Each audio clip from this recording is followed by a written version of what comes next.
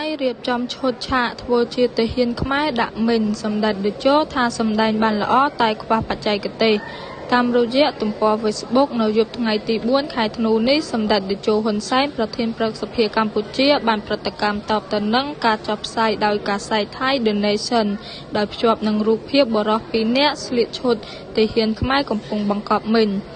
សម្ដេចតេជោបានប្រាប់ឲ្យអ្នកដឹកនាំរឿងថៃថ្ងៃក្រោយរៀបចំសេណារីយ៉ូឲ្យបានល្អរើសតួសម្ដែងឲ្យចេះធ្វើកាយវិការរបៀបដាក់មីនឲ្យបានត្រឹមត្រូវពិសេសបង្រៀនអ្នកថតឲ្យចេះថតពីរបៀបធ្វើចោលលួចដាក់មីនទើបគេជឿសារបង្រៀនថៃពីរបៀបថ្មីរបស់សម្ដេចតេជោធ្វើឡើងក្រោមភាគីថៃតែងតែបង្កសាច់រឿងចោទម្ដងហើយម្ដងទៀតថាកម្ពុជារំលោភលើអនុសញ្ញាអូតាវ៉ាក្នុងបទអន្តរាគមន៍នាកិច្ចប្រជុំរដ្ឋភាគីនៅអនុសញ្ញាអូតាវ៉ាលោកអិនដារ៉ាតំណាងអចិន្ត្រៃយ៍កម្ពុជាប្រចាំការិយាល័យអង្គការសហប្រជាជាតិនៅទីក្រុងហ្សឺណែវប្រទេសស្វីសបានការពារភាពស្អាតស្អំរបស់កម្ពុជានិងបានប្រតិកម្មតបវិញថា